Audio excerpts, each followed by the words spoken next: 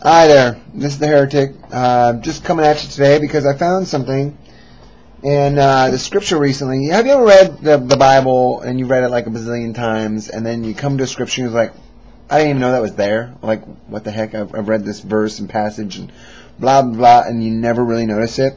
Check this out. In the Bible, there are basically three types of women. So we have virgins, which are Parthenos, Chera, which is the bereaved, and then we have Gune, which are women that have had sex. And those, usually, the Gune are referencing wives, because either you're wife or widow. But you can also consider widows Gune, because they've had sex. Okay, so we're going to go into this now. Okay, and we're going into 1 Timothy chapter 5. And this is all about widows, which is interesting. Okay. But what I love about this is that it's talking about widows, but in the middle of it, and it references widows, but in the middle of it, it switches from widows and makes it a more encompassing kind of scenario, which I wanted to bring to your attention. Bear with me.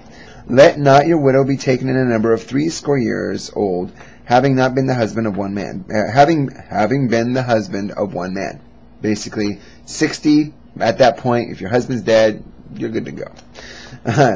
Well reported for good works, if she have brought up children, having lodged strangers, if she have washed the saints' feet, if she have relieved the afflicted, if she diligently follow every good work.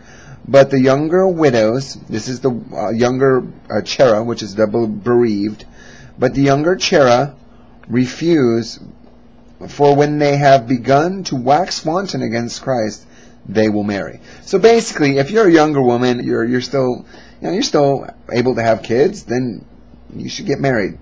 Having damnation because they have cast off the first faith. Now, and so basically, if you don't have a husband after you've had sex, you need to get married again.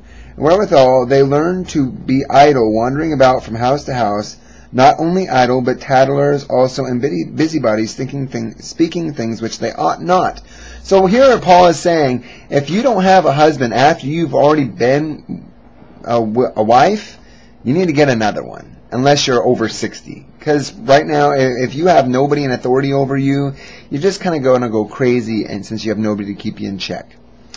I will therefore that younger women, and this is interesting how it switches here, I will therefore that the younger Gune, which is no longer widows, but all-inclusive women that have had sex, but the younger women that have had sex, which is the Gune, marry, bear children, guide the house, give none occasion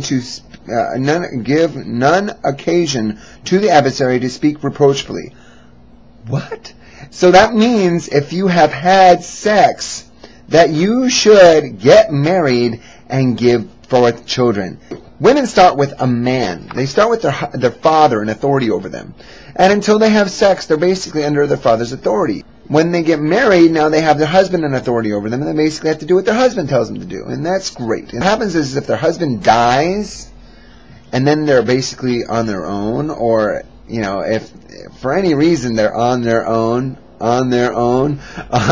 because that's why it switches, because it's talking about widows, and then specifically Gune, all women who have had sex. If you're single, I would that you marry, bear children, and guide the house.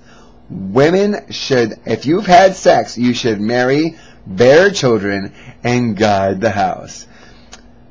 I hate to tell you that. I love to tell you that. It just makes me beam. But anyway, I just wanted to share that with you. This is the Heretic signing out. Peace!